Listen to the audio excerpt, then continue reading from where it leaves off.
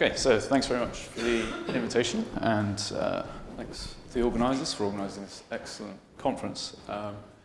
So this is kind of part of some work that I've joined into in Caltech earlier this year, based on this Klima project, which you can see in the bottom corner there. So it's also a little bit of an advertisement and a sort of demonstration of how far we've got in this project and where we're hoping to go. So there's a joint work with primarily Tapio Schneider, who's running this whole project, and Andrew Stewart, as well as many, many others. So just going to go through some motivation, and then I'll talk a bit more about learning and design in terms of the sort of Bayesian framework that we're setting up for this climate project. And then I'm going to just talk about just some sort of application of this framework into an idealized climate model. Okay. So, as we're in Paris, seems like a good thing to start with is the 2015 Paris Agreement, which was to say that we don't want to raise our temperature too high, above pre-industrial levels. And this graph on the left actually contains quite a lot of information about this particular problem in terms of the climate modeling and where we are. So essentially each of these bars represents a different climate model. And on the left axis here we have this CO2 concentration. So this is essentially the sort of allowed CO2 concentration that we can emit in ppm before we breach this threshold. And if you would like to look on the other side, this sort of equivalent kind of scale, which is if we're continue to emit the CO2 that we are at the moment, then we'll breach this threshold by this year. So the less CO2 we're allowed to emit, the sooner we're going to be hitting this threshold. And in this paper, which I got the graph data from, there's a sort of discussion about how this relates to the modeling of these low clouds. And actually, in Francois's talk yesterday, we also saw this huge world map with these very large biases that appear in these models, and typically these appear exactly where these huge baths of low clouds, this one's just off of California, where they appear. And what we tend to see is that if you sort of over-represent these low clouds, you tend to get a much sort of cooler climate, and if you underrepresent, you get a much warmer climate. And so this is the CMIP5 models, and so you can see there's still a huge variability here. And that kind of provoked the reason why we want... This assumes a fixed scenario or RFP of CO2 increase. I mean, I don't understand the correspondence between the two axes. Do you mean these two axes? Yeah, I think it's quite a fixed scenario. It's not. This is just as I guess an illustration to show. Just essentially, you can pick an axis and. You can either pick whether you prefer to think of it in terms of CO2 or it's just for illustrative purposes. Okay, so this kind of motivated the project, which actually started last year. This is a sort of joint collaboration between Caltech, MIT, NASA's JPL, and the Naval Postgrad School. And the idea is to essentially produce a new system model that can basically better resolve these clouds, and hopefully this leads to less uncertain predictions in the climate forecast. And so in terms of the splitting of the work, so Caltech's mainly focused on the atmospheric science and this sort of uncertainty framework that I'm going to describe.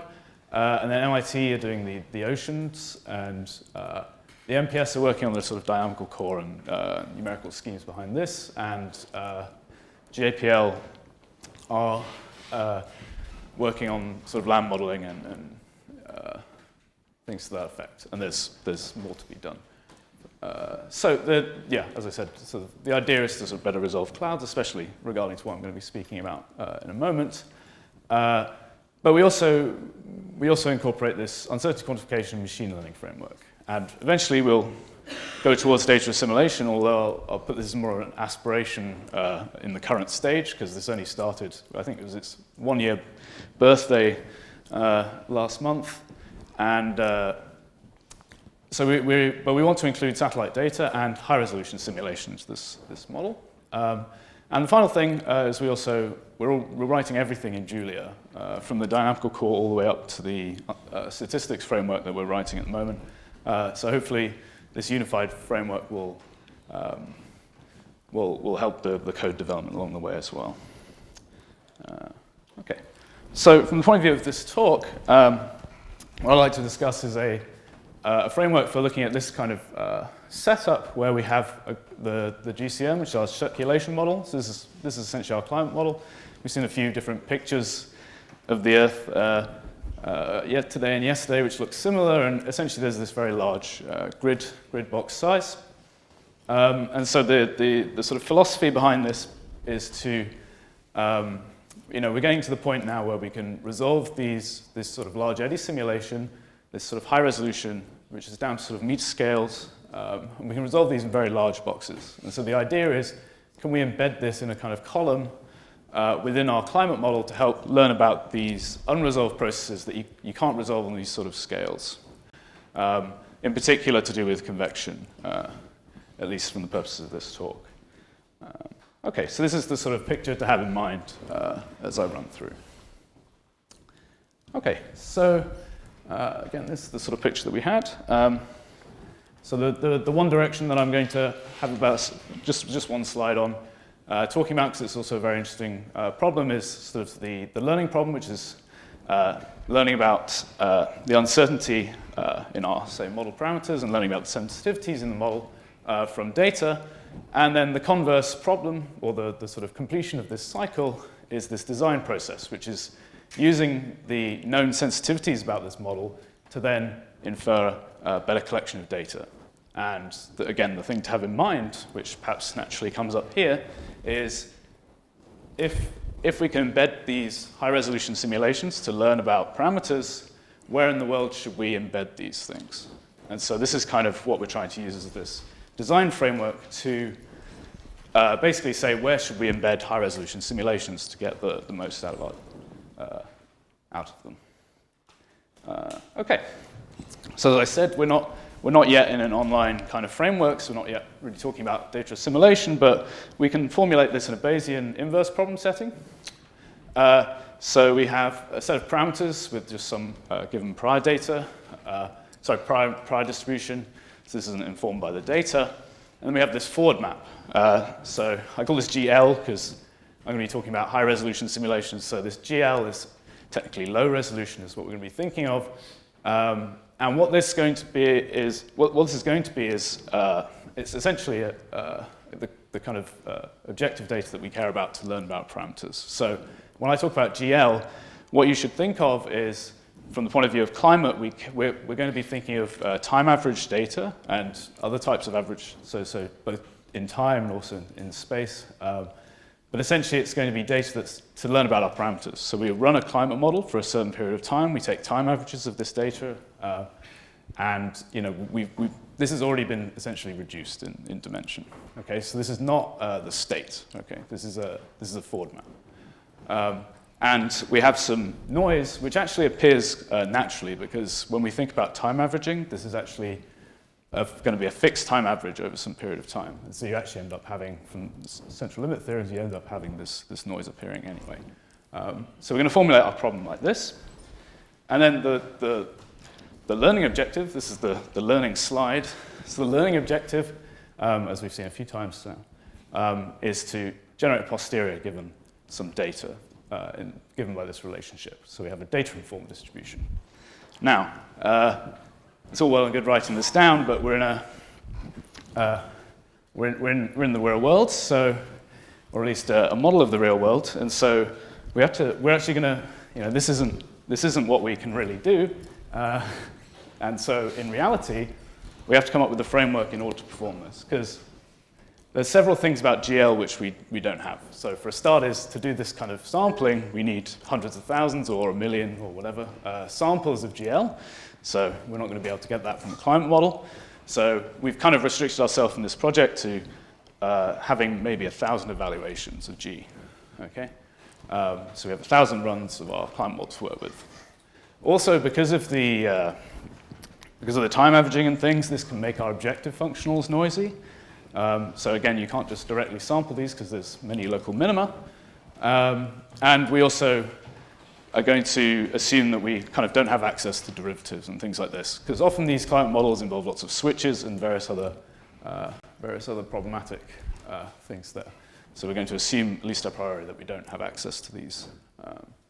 So this is kind of the high-level frame of what our uncertainty quantification framework looks like. So on the right there is the sort of the pink holy grail of the posterior distribution.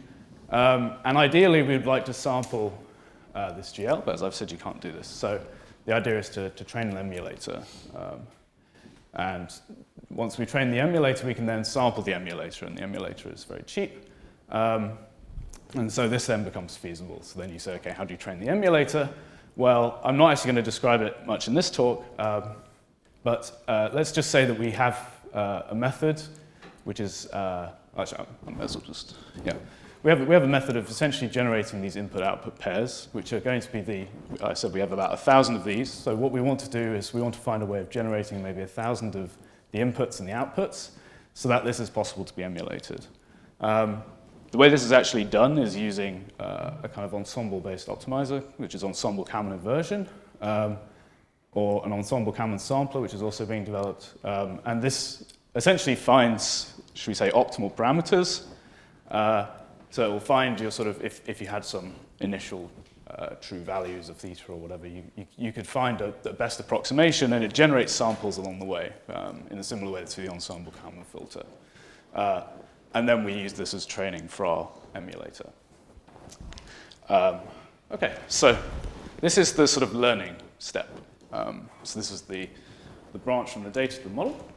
So the objective there was to find the distribution. So the objective for the design is the sort of converse, which is that if we get a data-informed distribution, how do we find in some automatic way essentially which entries in this data really gave us all the information? Because typically this is going to be heterogeneous, and the way we want to think about this in terms of the climate model is we have this big coarse model and we want to embed these simulations, and so what we want to do is find out where the most informative regions are with respect to learning about our parameters. And this is how we're going to target where we should place these. And then the idea is we have a high fidelity model, which in this initial setting, we're just going to assume has this form. I'll speak a little bit more about that later. But essentially, there's some high resolution simulation that we can then run to target this. Yes. So you're doing UQ in model land, right? Sorry, we're doing? You're doing uncertainty quantification inside the structures of your models, not uncertainty quantification with respect to the physical phenomena. So so this is uncertainty quantification on these parameters. Yeah. Okay, so the design objective is then to how do we embed this inside this little flowchart I had? And so, at least for the purpose of this talk, I'm just going to describe it in this way. So we essentially have this extra step here. So this is all to be considered as kind of a post process, which is why this is quite nice. So we've already generated all of our model data here. So we don't need any further runs of our climate model. And so what we're then doing is we're essentially running this stencil, which I've just said takes these first 4 entries out of our data. I mean, this is just representative of quite an unpleasant combinatorial problem that underlies this, but for the purposes of this talk, we're just going to say there's a stencil W, there's a W1, it just extracts the first 4 entries of data, say. And you can run this emulate and sample on the first 4 entries, and this gives you a posterior related to just that portion of the data. Okay, and once we start talking about this, there's a finite set of these, and these can all be done, they're all embarrassingly parallel, and they don't need communication. So you can run these all at once on the data that's already been produced. So the utility function, which is the same as Omar mentioned yesterday, which is essentially a way of measuring how much information we gain by using this posterior distribution related to the prior distribution.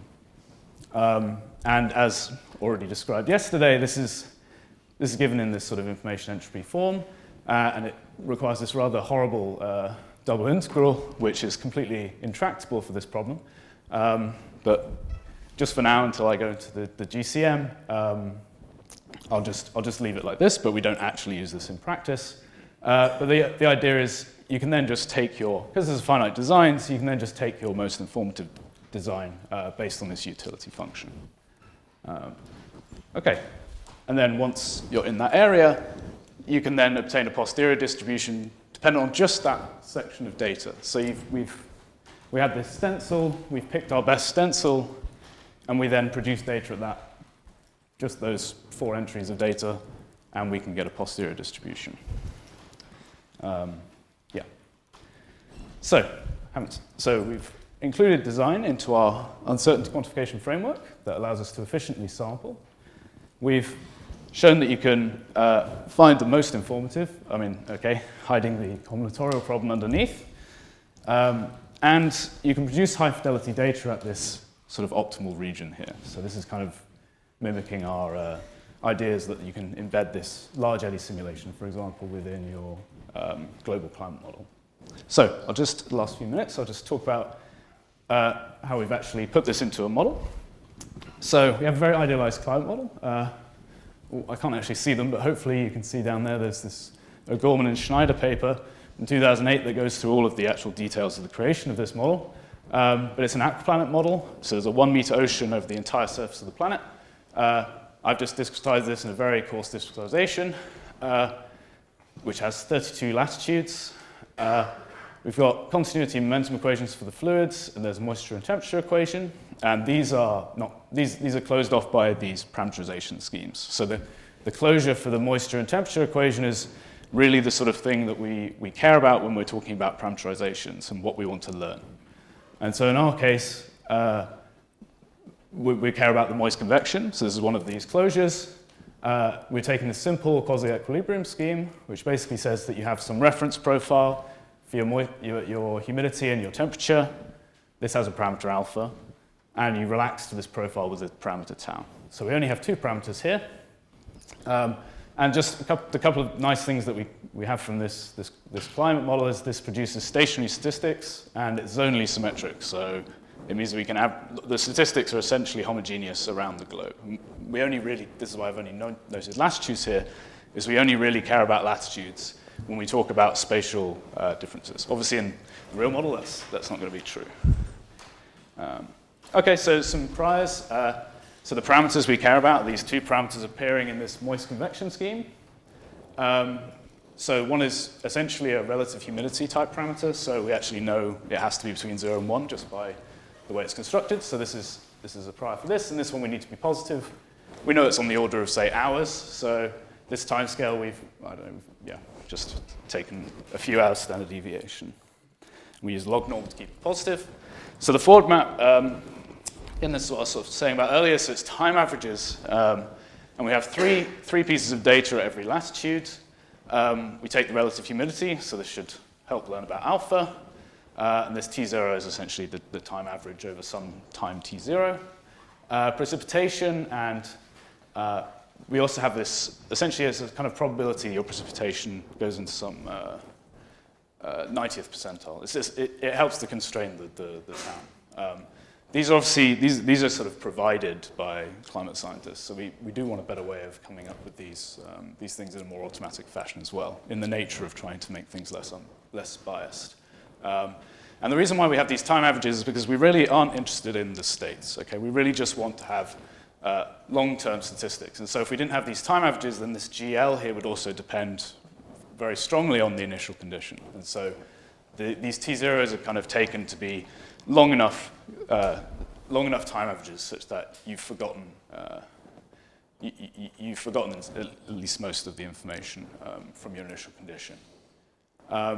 And in the end, this gives us something that's about 100-dimensional. Okay, so it's the state might be millions of dimensions, but this is just 100-dimensional. And we're actually in a perfect model setting here, so you have to take all of the pictures I show in a second with a grain of salt, because they're obviously not going to look that good in the imperfect model setting. But we take some true parameters, and we actually can construct this sigma from the data itself. So we run the model for a long time. We look at chunks. So these T0s, we find 1 month averages to work okay. It's a bit of validation. So I mentioned this sort of emulator in the middle. So essentially, this is some validation on the emulator. So these are the 3 pieces of data I had. So this is what your relative humidity looks like across the latitudes. This is the precipitation across the latitudes, and then this is this sort of extreme probability. And our emulator is, so this is the actual truth. This is a bunch of ensembles from the actual true monthly data. And this is what our Gaussian process, which is what we use. So this is what our emulator produces here. So the nice thing about this emulator is first of all, it does a decent job of replicating the data, and also it also produces a notion of spread. Okay. So this is sort of a validation, and then the validation that this whole pipeline works. So this is the prior and posterior. The gray is the prior. I've actually zoomed in here, but this is essentially a picture of what the prior is. The plus there would be our true parameters. And if we use just all of the models, so there's no design in this bit. If this is just the samples from the posterior, and as you can see, it does center around this. So this is not using any design. This is sort of a validation that our uncertainty quantification works. So when we actually look at the designs, the reason why in the other slide I had this little stencil moving down is this is what we're considering here. So just to limit our design space, we've got 4 consecutive latitudes out of the total discrete latitudes of 32. So we basically consider data from each 4. So each one of these dots, so this is latitudes, each one of these dots is basically the center of that stencil as we move it down the world. And we use the utility function, which comes from this de-optimal design and, that Omar mentioned yesterday. There's plenty of other things you can use here too. And as you can see quite cleanly here, we see that all of the information is actually concentrated around the equator. So if we really want to learn about our parameters, this gives us an indication that just by taking groups of data, so this groups of data at the North Pole, we don't really learn much. We essentially, what this is kind of a description of is the fact that the posterior you would get using just the pole latitudes looks almost exactly like the prior. Whereas the posterior you get from just using equatorial latitudes looks a lot closer to this posterior that we've seen here. So the asymmetry in that is the fact that ITCZ is north. Yeah, I guess so. I mean, it might just be the discretization, actually. Yeah, I mean, it might be that if I took slightly longer time averages and things, that might be smoothed out. Sorry. It might, Marks, it's an act. I forgot that it's an act. Right, yeah. But then the sort of the final picture, I guess, is that if we, again, you have to take this picture with a bit of a grain of salt, but we have a kind of surrogate, I guess, for a high-resolution simulation, which is just running at a high resolution, and then only looking at data which is within these central equatorial latitudes. And if you do, if you look at the posterior distribution using data only in these central latitudes with a better model, we obtain a tighter posterior distribution. So just, this is the sort of going from what we had before, using all data from a low-resolution model to using just a bit of data at the high-resolution model. So, okay, just what have we shown? Okay, well, we've been through what we've shown. Let's go to the actual the problems of what I've said. So there's obviously a huge amount of work still left to do. The first thing is that the high-fidelity model we have at the moment is just a high resolution. So the first thing to do would be to actually remove this from the, so we're already working on this. Because at the moment, we still have the parameters. Essentially, we've got these, what we call computable and non-computable parameters. So essentially, our GH that we were using still kind of relies on the parameters, whereas what we really want to do is have something which doesn't rely on those parameters in order to learn from a high-fidelity model. So what this would be kind of equivalent to is this, the parameters that we actually cared about through this moist convection scheme relied on these profiles, and it has some simple way of looking at these profiles. What we really want from our high-resolution model is not just a better resolution of those profiles, but actually we want, we want something that you can actually record exactly in the high-resolution model, exactly what a profile would look like. So you can actually look at the fluxes and things, as opposed to just a better resolved model. The other thing is, so a truly local area. So in reality, we'll have a much more complicated global climate model. This wasn't the one, this is just an idealized model. So eventually we're going to look at the proper one. This is going to have a large amount of parameters. So this might play a bigger role in terms of the emulation and things that we were looking at. And finally, related to the data assimilation part, is eventually we want to have this as an online or sequential design problem and an online learning framework.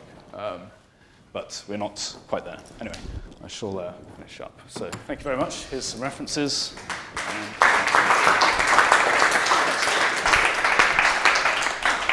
I think just before the question, I think if you the main reference for the actual whole project is this sort of blueprint, Earth System Modeling 2.0 blueprint. So if you want to learn more about the overall project, this is the paper to look at. Okay, thanks. Questions? I've got a question, Oliver. I didn't quite catch how you choose the 4. Somehow the combinatorial step I missed. Yeah, so there's in this point there isn't really in this part there isn't really a combinatorial. We don't really do anything. We've just limited. Yeah. This is just a way to limit the design space so that we can just shift. The reason why we chose the stencil is because in essence the idea is that this will. We wanted something consecutive because in the end this is kind of going to replicate what the local area model will actually look at, is everything between, so that the LES will actually look, over a whole grid area. So the constraint is that they have to be consecutive. Yeah, at least from this point. So then you have just a limited number of. But you still try. If you wanted to, you could look at like sparsity and things. Yeah. Like actually trying to find the best cases for how big this thing should be and stuff. But what you've done is you've said, okay, they've got to be consecutive. Yeah. But you've checked all sets. Yeah, you check everything. But the thing is, so like 10 of them. So you run. Yeah, there's 29. 29. But okay. I mean, the point is we've already run the climate model here. Yeah. So this is all post-processed the data. So this is essentially we have to train a process, which could be expensive if you have a lot of data. But this thing can be run 29 all at once, and they're all very cheap compared to running the climate model again. So it is a very cheap process, even though it looks horrible. And eventually we will have to tackle this. But as we're still in I think the thing is there's still some limits. So we tried to do something that's not just the Lorentz 96. We tried to look to something that really is a climate model, especially to look at the heterogeneity in the information and things like this. But it still needs another step in order, especially when you're looking at design. There still needs to be some development. Question over here.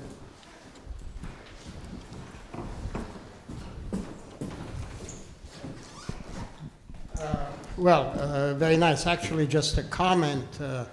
The fundamental idea of, on the first slide is essentially Dave Randall's and his, cloud resolving models as part of GCM modeling. I mean, there's a lot more statistics than Dave is using, but it's been around for a little while. Yes. Yeah. Yes. Yeah. That's the sort of the alternative way of looking at the. So the sort of alternative way of looking at these low-level clouds, is the superparameterization idea, where we have. Maybe it would be nice to add to all those references a couple of references. Oh, of course. Yeah. I actually, I think when I initially wrote these slides, I maybe did, but the font was getting really quite small. But thank you. Yeah.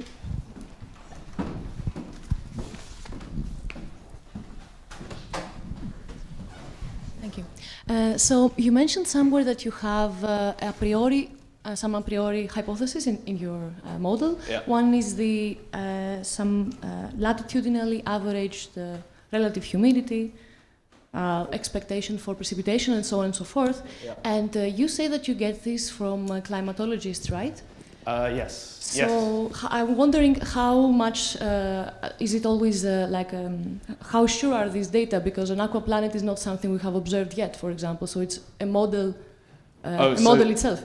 Yes, I mean, so where these came from is I say from climatologists in terms of, in this sense, it's more because from the physics of where the convection is and things like this, we know in this simple model, people have researched this, and they know that things like the precipitation will help govern the timescales, and the extreme precipitation will kind of bound these things. So this is given to us.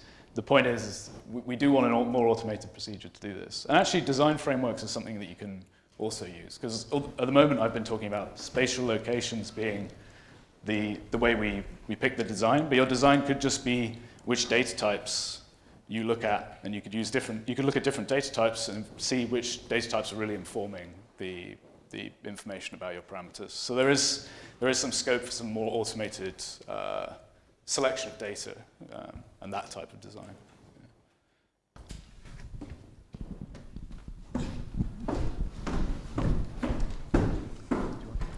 Well, so actually I realized I missed the goal, right? You want to estimate parameters for your emulators, or estimate parameters for the climate model? Well, what we want is these climate models are usually built of this form, and they have your standard fluid equations and your thermodynamic equations. So you want to estimate parameters for the climate model, and you use the emulator as an easy way to do the inversion, or whatever you want, the Bayesian inference. So the emulator is just in there because it allows us to essentially smooth. Well, so firstly, it makes the model cheap to evaluate to do the Bayesian inference, and also it acts as a sort of smoother in terms of the objective functionals and things. So really, it's to aid the computation.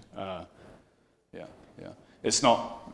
And so then you have the better parameters in your climate model. That's the final goal. The goal is to there are these parameterization schemes which in the global model. They're in this global model because it's very coarse resolution, and you can't resolve these. I understand all that. Yes. Okay. That is the end goal. And And then we hope that the parameters remain the same when the climate changes. Yeah. So I mean, at the moment we're assuming they will remain the same, but yeah. Okay. No. I just want to understand. Yes. I'm not No. Of course. Yeah. Right. Any other questions? Well, if not, let's thank Oliver and all the afternoon speakers. Thank you.